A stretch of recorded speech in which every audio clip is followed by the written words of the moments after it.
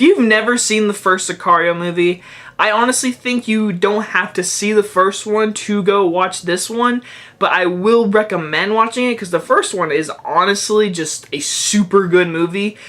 And for this movie to come out, I was like, do we really need a sequel? And my god, did this movie surprise me. Sicario Day of the Soldado. Throughout this entire movie, I don't think they ever say Day of Soldado. So honestly, I'm just gonna call it Sicario 2 because that's what it is. So Sicario 2 stars Josh Brolin and Benicio del Toro, who return after the first movie. Emily Blunt is not in this one. She's not mentioned. She is not in this movie at all, guys. So in this one, it's basically right where it picks up after the first one. Benicio del Toro is completely an outcast. He is an assassin, that's what Sicario means, and Josh Brolin is this government guy, and he's not a good guy. I mean, that's just clear and simple. He is not a good guy. He gets the job done, he can do it in the worst possible ways, but he is not a good guy. In the first one, you get a sense of that, and this one, you see it. Josh Brolin is way more, hard in this movie.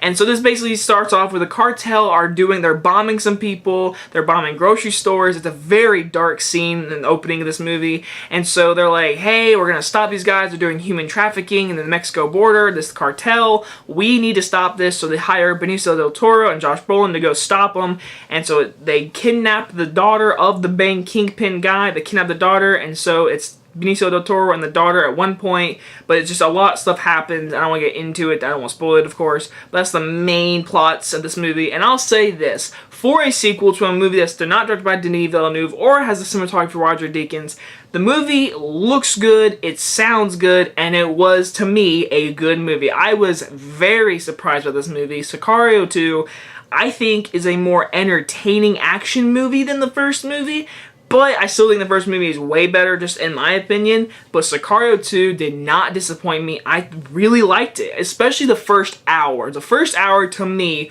I was hooked. From the beginning all the way to the middle of the movie, I was hooked. I was into it. Then something happens where Benicio del Toro gets stuck with another person, which is this little girl. And the little girl, I don't know what the actress' name was. She was really good. I want to see her more and stuff. But when it gets between her and him, I think it turns into like a Logan kind of movie where it's just them. And that's when the movie kind of lost me. But then the third act, it picks it right back up and then crazy stuff happens. But overall, the movie, I mean, it's really entertaining. I thought the action scenes, these action scenes, they were brutal. They were realistic, and it was great. And it was directing, I don't know who directed this movie, but he did a really good job. I thought that everything just felt real. I felt like I was watching a documentary. I thought it was real. I mean, it just felt real.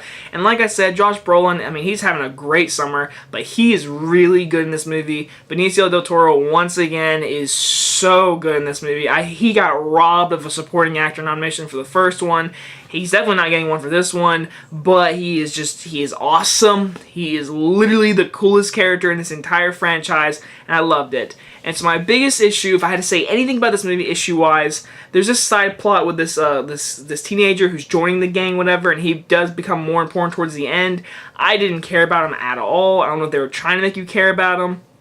But the ending kind of pisses me off because it leaves you hanging on the worst part. It's literally building, and I thought something was going to happen. It's building and building, and it goes black. It cuts off. And I'm like, if we don't get a third movie, I'm going to scream. If we do not get Sicario 3, then there's something wrong with the world. I don't care if it's on TV. I don't care if it's just, please tell me what happens next. I really want a third one, which is kind of what they're trying to do. They're they want you to have a third one, even though I didn't even want a second one. And it turned out it was a good movie, and after this movie, I was thinking, do we really need a third one? But after seeing it, yes, we need a third one, very much. So overall, Sicario 2 is a very good movie in my opinion. The directing is very good, the sound design is great, the acting is great, the story is interesting.